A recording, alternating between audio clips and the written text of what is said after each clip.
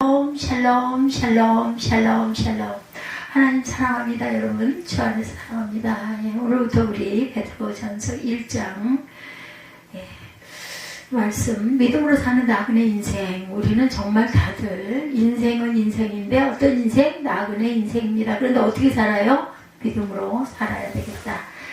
베드로전서 1장은 베드로 사도가 흩어져 있는 성도들에게 보낸 서신의 앞부분으로 앞으로 닥치게 될 믿음의 시련을 지혜롭게 극복하도록 격려하는 내용이 언급되어 있어요. 그런데 베드로의 이러한 권고는 당시 성도들뿐만 아니라 이 시대를 살아가는 그리스도인들에게도 적용되는 삶의 지침서로 볼 수가 있습니다. 문안 인사가 처음에 있죠. 사도 베드로는 본도, 갈라디아, 갑바도기아, 아시아와 비두니아에 있는 그리스도인들에게 편지하노니, 이렇게 1장이 시작이 되죠. 예수 그리스도의 사도 베드로는 본도, 갈라디아, 갑바도기아, 아시아와 비두니아에 흩어진 나그네 곧 하나님 아버지의 미리 아심을 따라 성령이 거룩하게 하심으로 순종함과 예수 그리스도의 핏부림을 얻기 위하여 택하심을 받은 자들에게 편지하노니 은혜와 평강이 너희에게 더욱 많을지어다. 이렇게 인사를 하고 있죠. 소망, 자신에 대한 소망, 문안 인사를 드립니다. 믿음의 결국 곧 영혼의 구원이다 말씀하죠.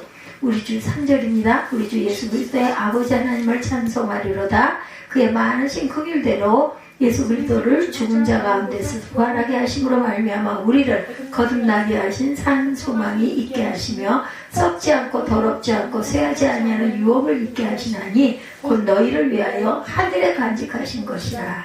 너희는 말세에 나타내기를 예비하신 구원을 얻기 위하여 믿음으로 말미암아 하나님의 능력으로 보호하심을 받았느니라. 그러므로 너희가 이제 여러가지 시험으로 말미암아 잠깐 근심하게 되지 않을 수 없으나 오히려 크게 기뻐하는도다. 너희 믿음의 확실함은 불로 연단하여도 없어질 것보다 더 귀하여 예수 그리스도께서 나타나실 때에 칭찬과 영광과 존귀를 얻게 할 것이다.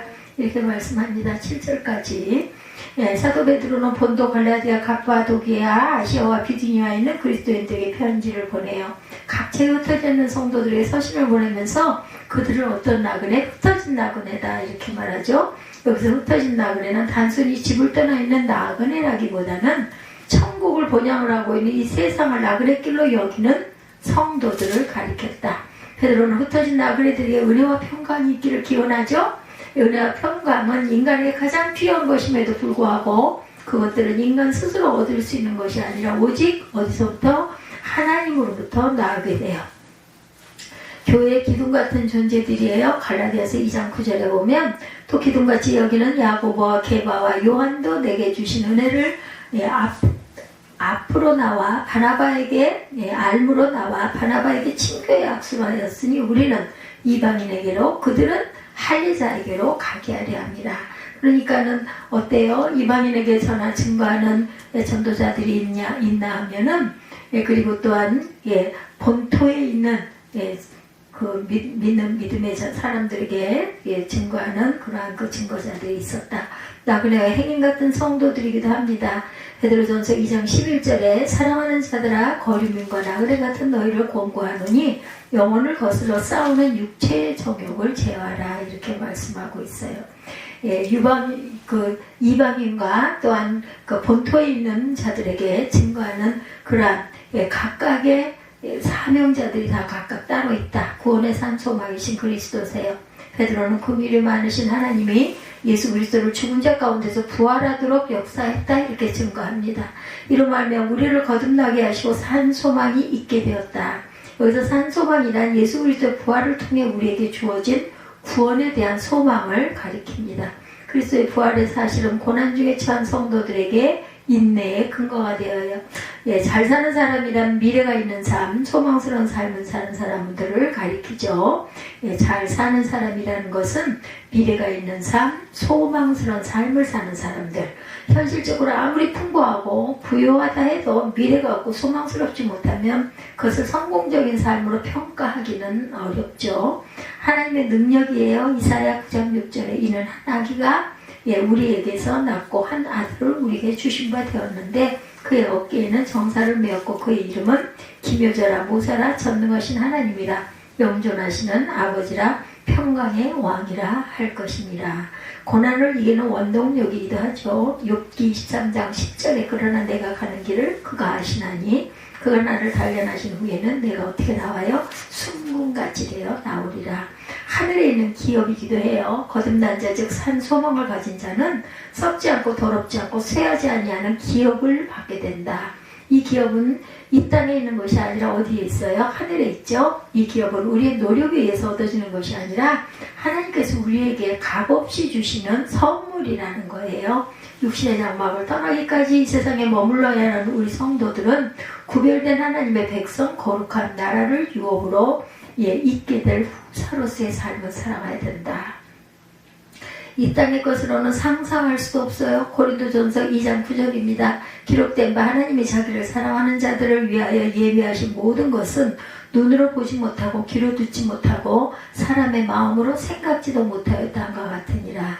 의의 면류관이 예비된 성도들입니다. 디모데후서 4장 8절에 이제 후로는 나를 위하여 의의 면류관이 예비되었으므로 주 곧 의로우신 재판장이 그날에 내게 주신 것이며 내게만 아니라 주의 나타나심을 사모하는 모든 자에게도니라. 성도의 믿음이에요. 시련을 이기는 믿음을 우리는 굳건하게 지니고 가야 되죠. 모든 일에는 시작이 있는가 하면 끝이 있습니다. 인생도 끝이 있고 세계도 끝이 있어요. 그죠? 세계의 종말과 주의 재림은 톱니의 두 바퀴처럼 맞물려 있어서 우리가 어떻게 살아야 할 것인지를 가르쳐 줍니다. 성도들에게 따르는 여러 가지 고난은 하늘나라에 들어가고자 하는 자들이 반드시 거쳐야 할 철로 역정의 터널과도 같아서 이를 피하려고 해서는 안 되겠다. 우리의 믿음을 지켜주시는 하나님은 견고한 보장이 되세요. 우리는 믿음으로 모든 고난을 극복해야 되죠. 온전히 기쁘게 여길 줄 알아야 합니다. 야고보서 1장 2절이죠. 내 형제들아 너에게 여러 가지 시험을 당하거든 온전히 기쁘게 여기라. 고난은 의의 평강의 열매를 낳습니다. 히브리서 12장 11절 무릇 징계가 당시에는 즐거워 보이지 않고 슬퍼 보이나 후에 그로 말미암아 연단받은 자들은 의와 평강의 열매를 맺느니라.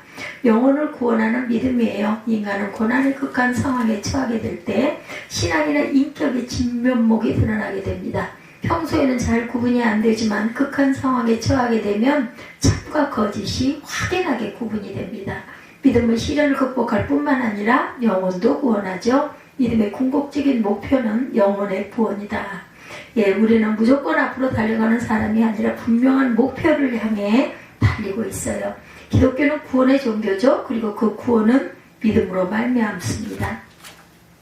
이래서 우리가 그 구원의 아름다운 열매를 항상 사모하는 믿음을 가져야 되겠다.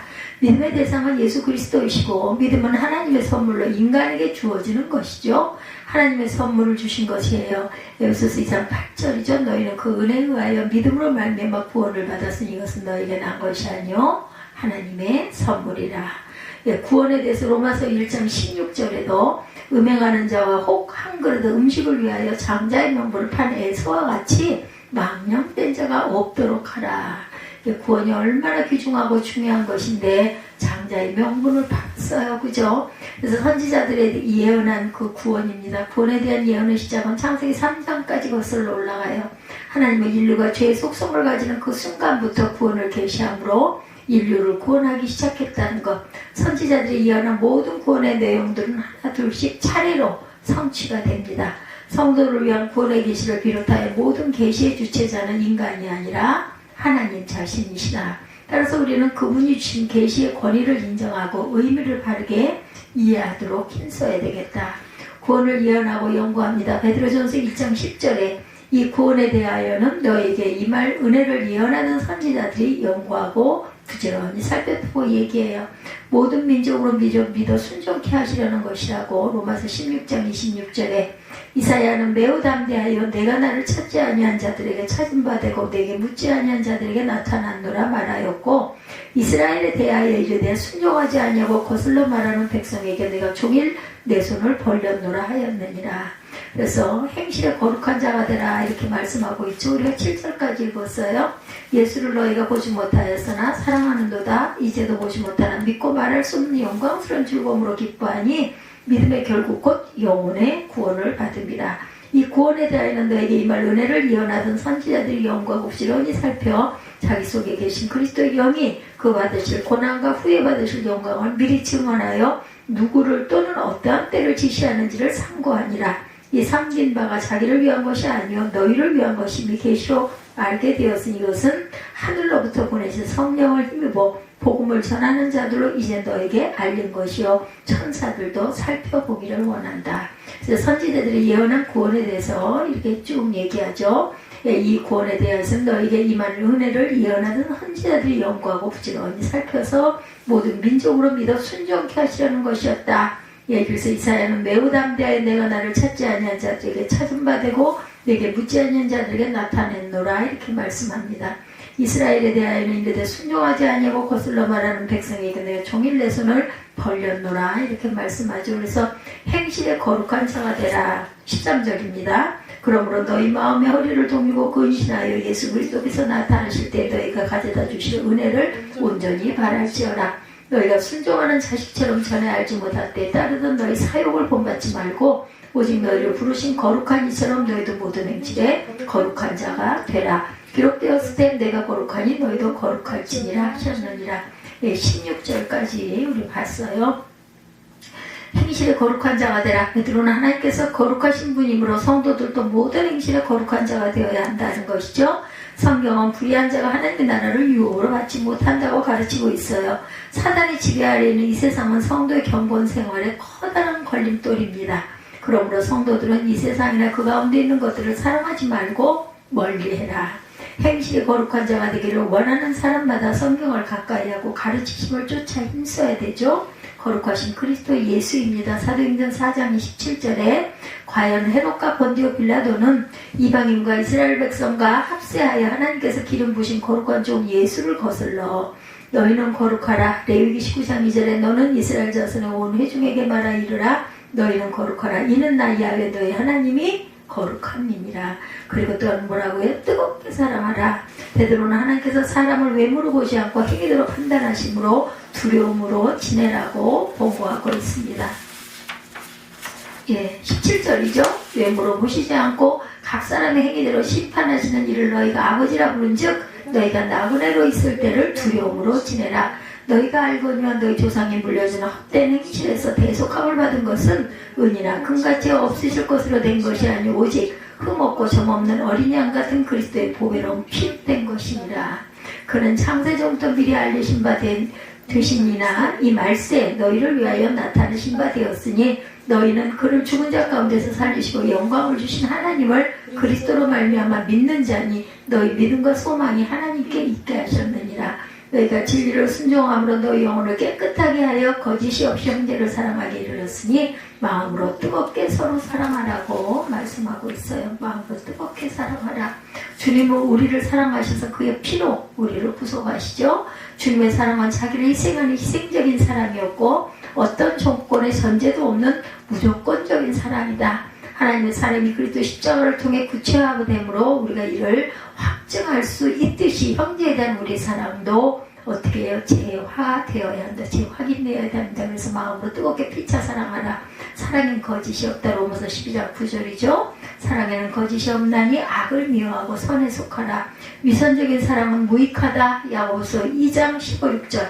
만일 형제나 자매가 헐보고 일용할 양식이 없는데 너희 중에 누구든지 그에게 이르되 평안히 가라, 덥게 하라, 배부르게 하라며 그에게 쓸 것을 주지 아니하면 무슨 유익이 있겠느냐. 하나님의 말씀이에요. 베드로는 하나님의 말씀은 썩지 아니하는 씨로 항상 살아있다 이렇게 얘기하고 있어요.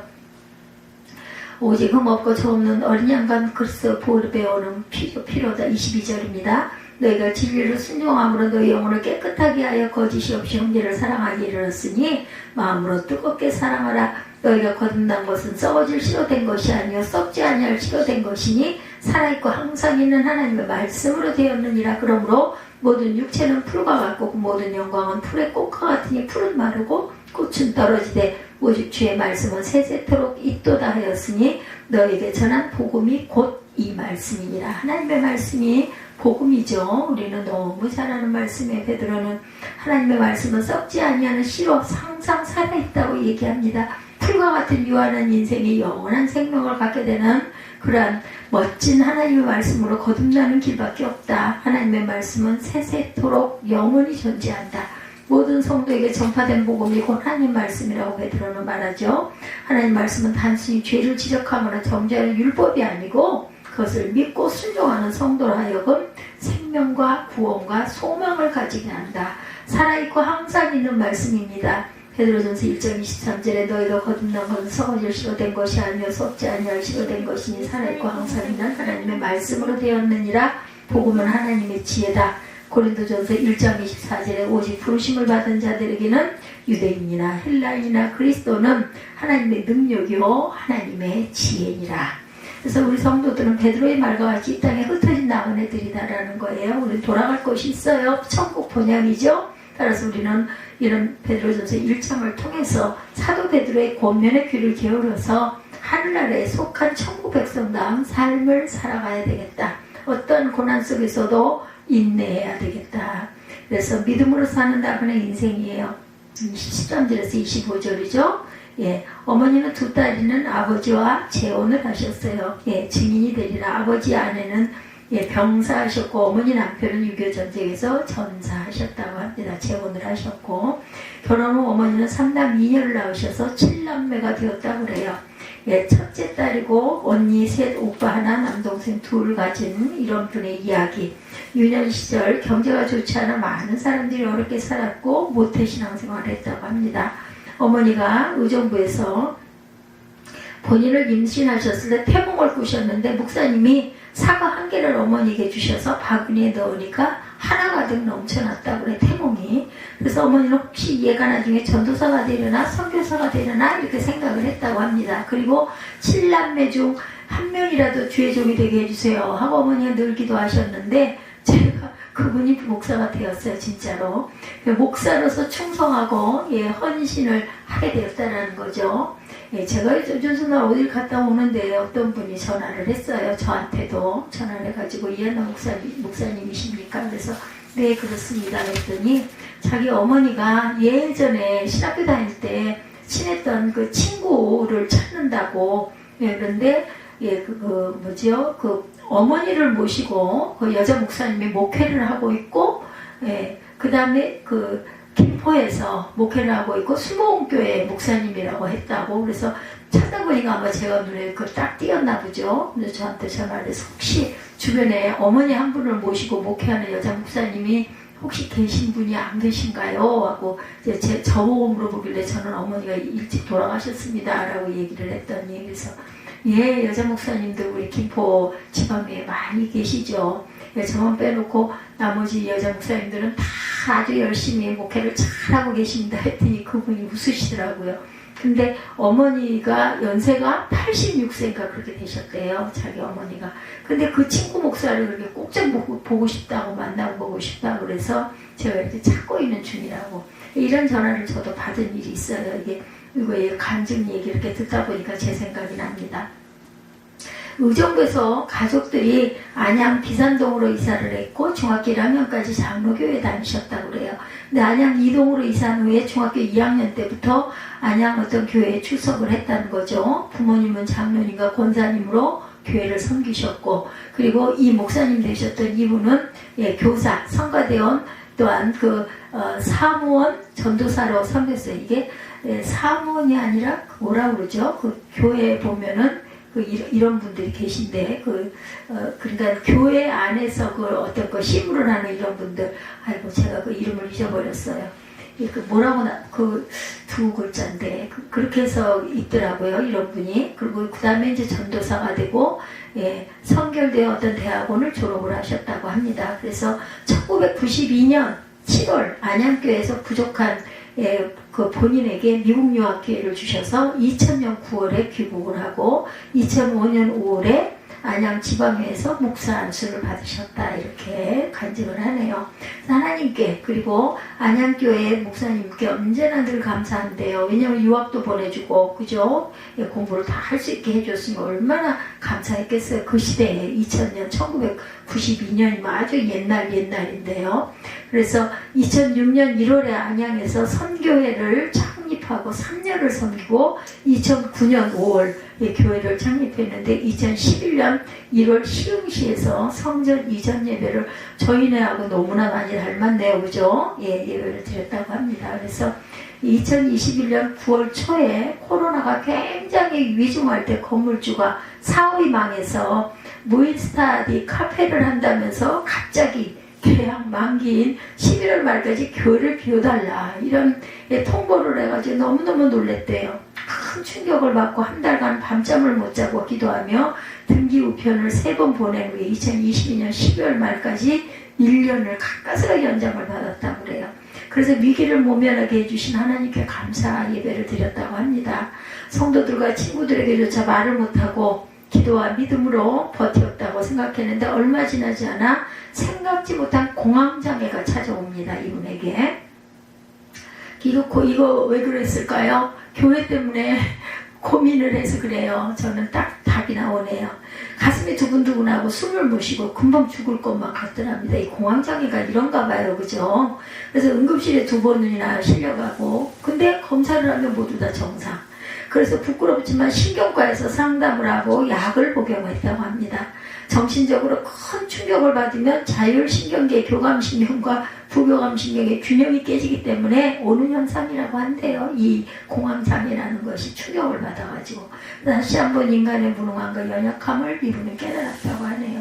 그 교회 비워달라는 소리가 청천벽력과 같지 않았겠어요? 저도 벌떡 그 생각이 요전날 나더라고요. 그러면서 그래서 그분 기도를 하기 시작을 했어요. 신선스님 어떻게 그렇게 약속을 한 번 약속한 걸 지금까지 지키고 계시고 싶을 때까지 계시라고 그랬거든요. 그래서 저는 여기가 그냥 우리 집이고 나는 집도 필요 없고 그냥 난 여기서 돌아갈 때까지 있을 거야. 그런 배짱이 생긴 게 아마 이런 믿음, 그죠? 그래서 그런 것 같은데 사람 일이라는 알 수가 없죠. 그렇게 약속을 했다가라도 형편이 바뀌고 상황이 바뀌면 그 어쩌겠어요, 그죠? 기간을 주면서 부탁을 안 할 수가 없겠죠. 뭐 이걸 뭘로 쓰겠다라든지 아니면 자기네가 필요하다든지 아니면 팔았다든지 뭐 이런 일이 있을 수도 있는 거죠. 그래서 정말 하나님께 감사를 드리고 교회 진로와 미래를 위해서 성도들과 함께 기도를 했다고 그러네요. 왜 갑자기 이런 일이 있을까? 하나님 길을 열어주세요. 하나님 어떻게 해야 돼요? 도와주세요. 성전 이전과 앞날을 위해 할 수 있는 건 기도밖에 없었다고 합니다. 야외 이레, 야외 니시. 그런데 2022년 6월 건물주에게서 문자를 받게 됩니다. 2022년 6월 목사님 시간 되실 때 전화 한번 부탁드립니다. 그래서 100달까지 전화를 했더니 안녕하세요 목사님 교회 이사 안 하셔도 돼요. 얼마나 반가웠을까요? 뜻밖의 어려운 사정이 생겼고 11월 말까지 가부를 알려주세요. 이렇게 얘기를 합니다. 변동사항을 알려주셔서 감사합니다. 건물주인 아내가 너무나 해맑게 쉽게 얘기하는 것이 이상하더래요. 많이 힘들었을 텐데 그래도 하나님 감사합니다. 한시름 놓았습니다. 이렇게 기도를 했다고 합니다. 통화 후 문제가 50% 해결된 것 같았다고 합니다. 아직은 하나님 뜻을 모르니까 3개월 동안 계속 기도했다고 그래요. 그리고 하나님께서 인도하시는 대로 9월에 건물주와 재계약을 하게 됐다고 합니다. 할렐루야죠. 저는 이런 걱정을 안 하니 참 하나님이 기가 막힌 곳에다가 저를 갖다 앉혀놓고 마음의 욕심과 근심을 다 비워주신 은혜예요. 그래서 교회와 성도의 중요한 사명이 선교 중심의 교회로 비전과 진로를 새롭게 이분들은 정하셨다고 합니다. 사도행전 1장 8절이죠. 오직 성령이 너에게 임하시면 내가 권능을 받고 예루살렘과 온 유대와 사마리아와 땅끝까지 이르러 내 증인이 되리라.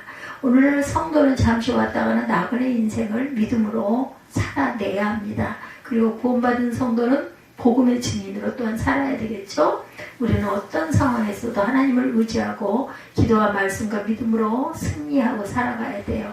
예수님은 우리의 구원자시고 거룩하신 하나님은 우리의 능력이 되시죠. 믿음으로 사는 나그네 인생이라는 제목으로 함께 말씀의 은혜를 이렇게 해서 이런 부분에 감정으로 시작을 했어요. 우리는 나그네 인생을 믿음으로 잘 살고 있는지 어떻게 사는지 한번 스스로 점검해 보십시다. 거룩함으로 깨어있으라고 13절에서 17절에 말씀하죠. 그러므로 너희 마음에 허리를 동이고 근신하여 예수 그리스도께서 나타나실 때 너에게 가져주실 은혜를 온전히 바랄지어다. 너희가 순종하는 자식처럼 전에 알지 못할 때 따르던 너희 사욕을 본받지 말고 오직 너희를 부르신 이처럼 너희도 모든 행실에 거룩한 자가 되라. 기록되었을 때 내가 거룩하니 너희도 거룩할지어다 하셨느니라. 외모로 보시지 않고 각 사람의 행위대로 심판하시는 일을 너희가 아버지 부른즉 너희가 나그네로 있을 때를 두려움으로 지내라. 우리는 나그네 인생을 살다가 천국으로 들어가는 천국 백성이죠. 그래서 우리는 나그네 인생을 믿음으로 깨어서 기도하며 거룩하게 살아야 되겠다.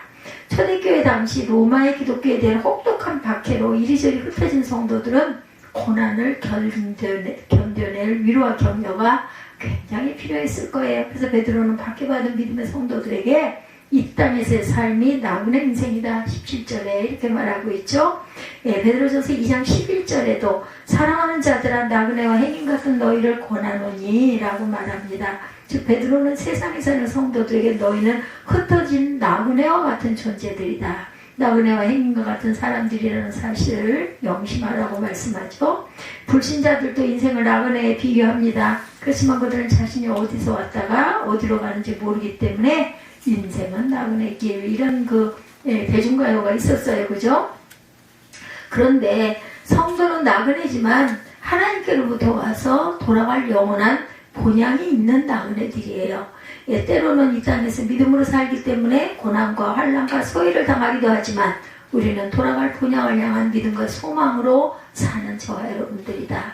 베드로사도는 이런 나그네의 삶을 한평생 성도로 어떻게 살아야 할지 우리에게 말씀으로 교훈해주고 있어요. 예수를 믿음으로 구원받고 산 소망 있는 성도들은 나그네 인생을 살아갈 때 영적으로 깨어있어야 된다.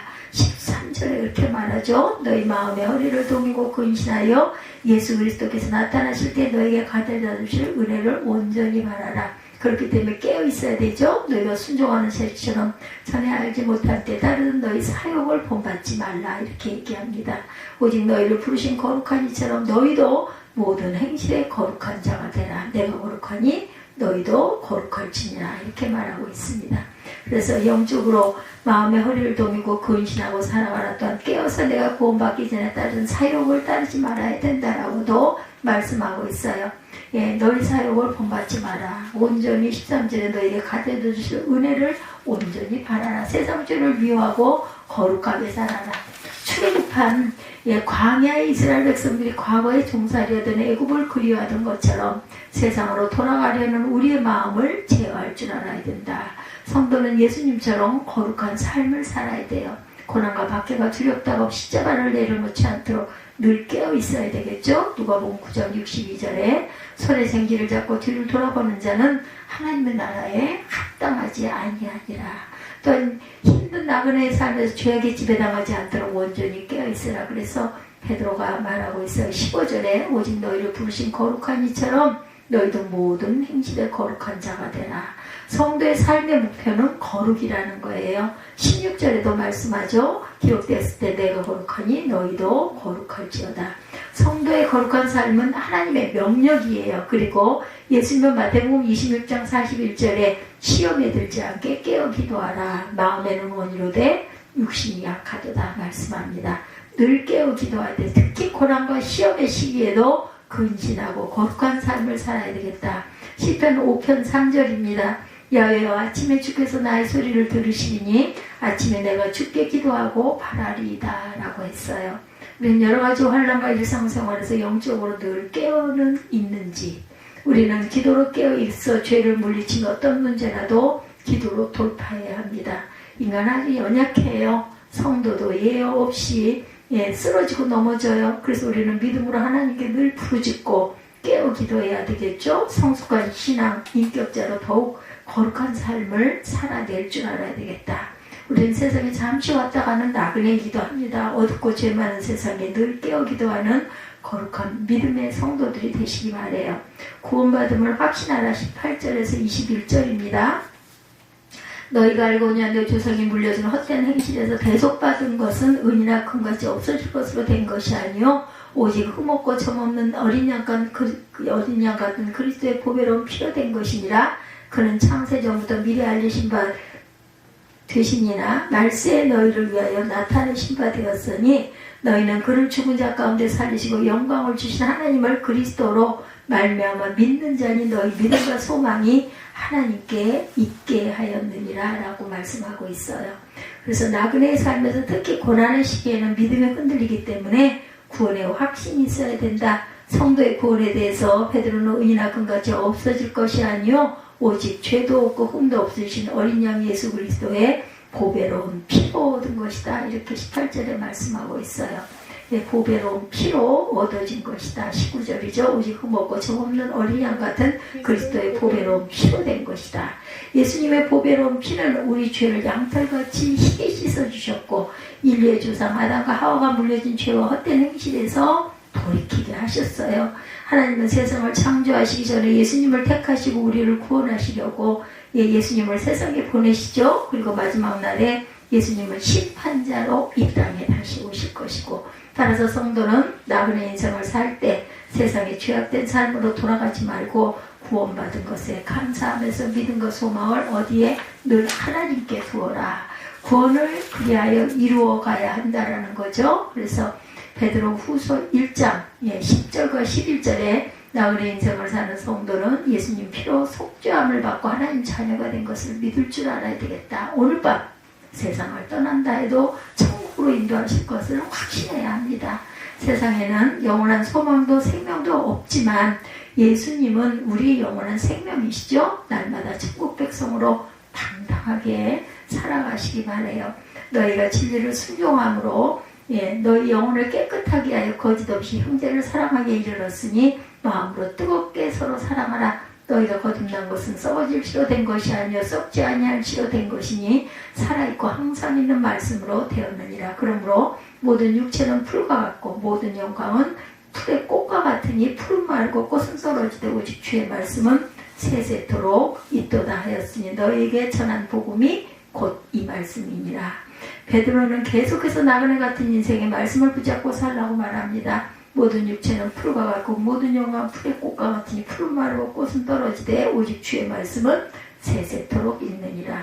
또한 우리가 거듭나고 하나님의 자녀가 된 것도 썩지 않고 세세토록 있는 하나님의 말씀으로 된 것임을 강조하고 있죠. 13절에 그렇기 때문에 나그네 인생을 사는 성도는 거듭난 자로 날마다 말씀을 붙잡고 묵상함으로 죄의 길에서 돌이키고 진리의 말씀에 순종함으로 거룩한 삶을 살아가야 되겠다. 15절에 내가 거룩하니 너희도 거룩하라.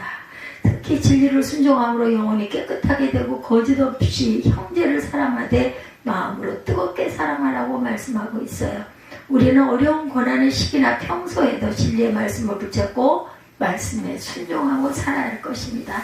아니면 아직도 세상을 사랑하며 내 감정과 내 소견대로 살아가고 있지는 않은지 각자 스스로에게 질문하시기 바랍니다. 하나님 말씀은 영원한 진리세요. 언제 어디서나 말씀을 붙잡고 실천하며 사는 겸손하고 신실한 믿음의 성도들이 되시기를 바랍니다. 우리의 삶은 믿음으로 사는 나그네 인생이 되어야 하고 또한 세상에서 고난과 환난의 바람이 불어닥칠 때 돌아갈 본향에 있는 나그네임을 꼭 기억해야 합니다. 영적으로 늘 깨어 기도하기를 힘쓰며 구원을 확신하시기 바랍니다. 날마다 하나님의 말씀을 붙잡고 사는 나그네 인생 언제나 거룩하고 참된 믿음의 성도들이 되시기를 주님의 이름으로 간절히 축원합니다. 우리 아까